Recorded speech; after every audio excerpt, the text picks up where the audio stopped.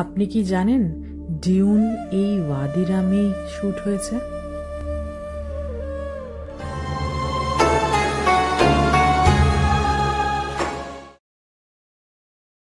Hello guys, আজ সকাল সকাল আমরা পেট্রা থেকে বেরিয়ে চলে এলাম ওয়াদিরাম ডেজার্টে। আমাদের ওয়াদিরাম ডেজার্ট আসতে 3 ঘন্টার মতো সময় লেগে গেছিল।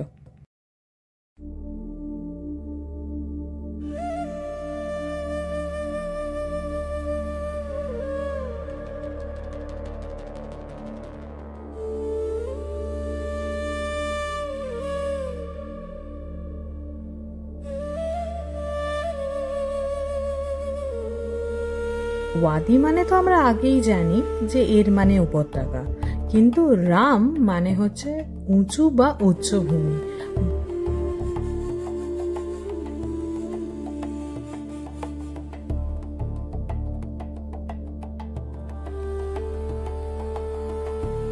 ওয়াদিরাম 720 স্কোয়ার কিলোমিটার জায়গার উপর অবস্থিত এবং এটা আরব মরুভূমিরই অন্তর্গত একটা জায়গা।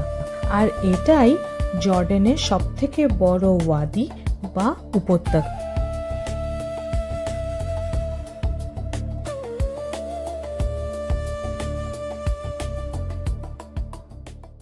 এরপর সময় এলো জিপে টিকিট কেটে সোজাসুজি মরুভূমির ভিতরে যাওয়ার।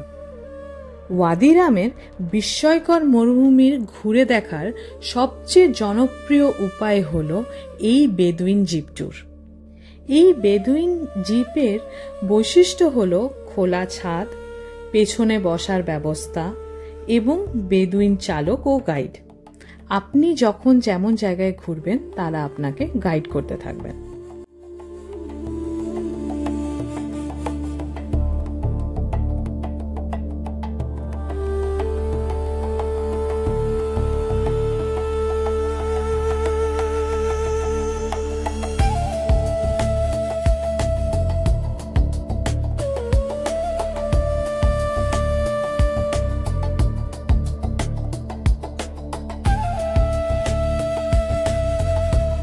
আপনি কত সময় এই ডেজার্টে কাটাবেন সেই অনুযায়ী আপনি জিপ বুক করতে পারেন। বেদুইনদের সাথে বসে চা খাওয়া, গিরিখাত হেঁটে দেখা, তাদের সাথে লাঞ্চ করা, সানসেট দেখা, সেটা আপনারা নিজেদের মতো করে ব্যবস্থা করে নিতে পারেন।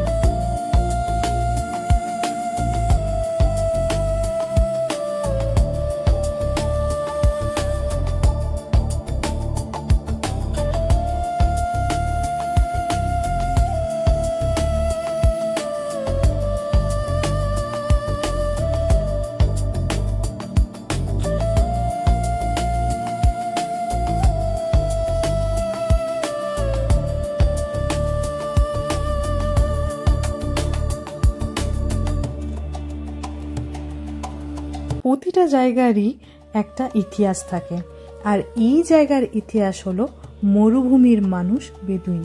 হ্যাঁ, বেদুইনরাই শতাব্দীর পর শতাব্দী এই মরুভূমিতে বসবাস করে আসেন। আর জর্ডানে বিশেষ করে ওয়াদিরাম অঞ্চলে বেদুইনরা পর্যটকদের গাইড, চালক ও অতিথিয়তায় গুরুত্বপূর্ণ ভূমিকা রাখেন। তাদের ভাষা আরবি এবং পুরুষেরা এখানে উট ছাগল পালন করা, মরুভূমি খাবার জল খোঁজা ইত্যাদি তাদের কাজ। এছাড়া তাঁবু, বালিশ, গালিচা, অলংকার ইত্যাদি তৈরি করার ঐতিহ্য ধরে রেখেছেন। অতিথিকে মরুভূমির চা, খেজুর, হাসি মুখে স্বাগত জানানো তাদের সংস্কৃতির অংশ।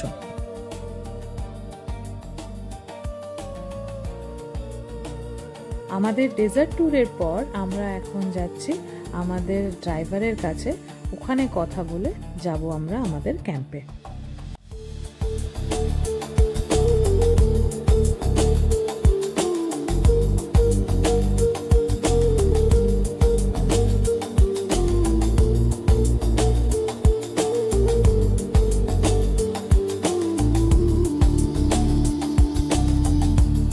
চেকিং হয়ে গেছে, এরপর আমরা যাচ্ছি আমাদের মোস্ট অ্যাওয়েটেড হোটেলের দিকে, আয়েশা লাক্সারি ক্যাম্প। দেখছি কেমন হয়।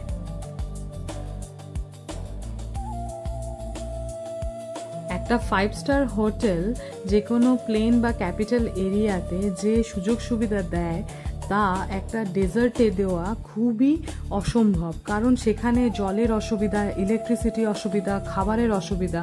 কিন্তু আয়েশা ক্লাব খুব ভালোভাবেই এই সমস্ত ব্যাপারগুলোকে মাথায় রেখে এটা করেছে।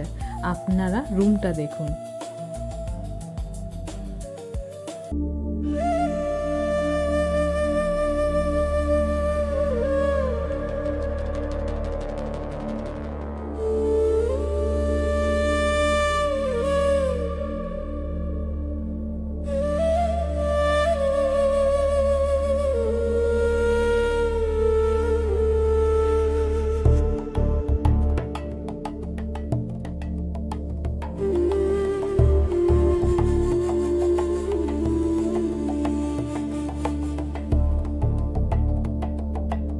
আর এই যে প্যানোরামিক ভিউ, এই যে 360 প্যানোরামিক আপনারা দেখতে পাচ্ছেন, এ তো অসাধারণ, জাস্ট অসাধারণ।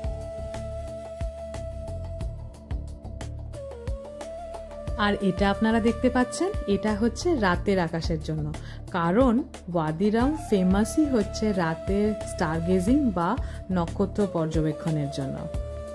এবার বাকি হোটেলটা ঘুরে দেখা যাক।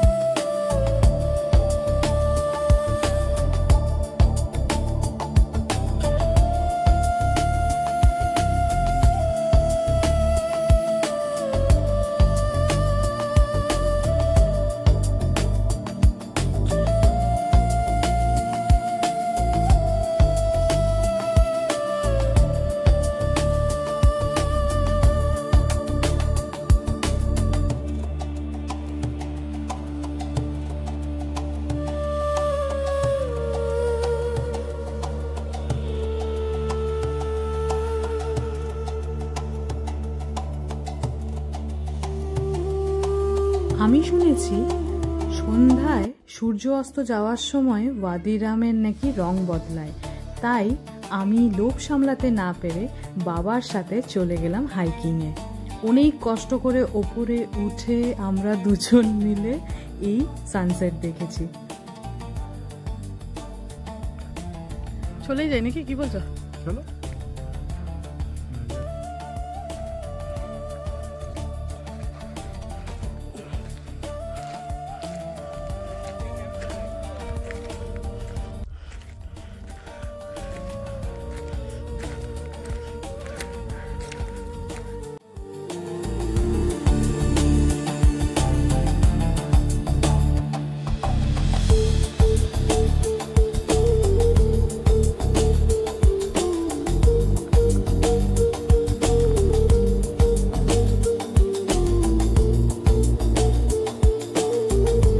চোখের সামনে দেখলাম ধীরে ধীরে লাল মরচে রংটা আরো গভীর হয়ে গেল।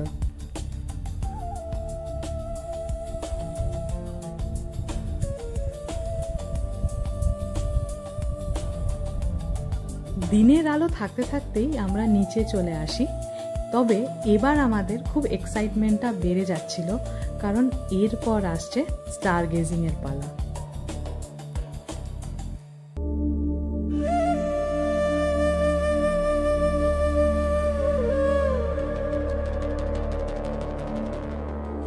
সন্ধে হয়ে এসছে, এরপর চলছিল রান্নার জোগাড়। এছাড়া এখানে একজনের এঙ্গেজমেন্ট হচ্ছিল, তারাও এসছিল। আমরা এবার ডিনারের জন্য আস্তে আস্তে এগোচ্ছিলাম। রাতে ঠান্ডার মধ্যেই আমরা বেরিয়ে পড়েছিলাম, একটু হাঁটাচলা করে তারপর দেখে নিজেদের রুমে ফিরে আসি।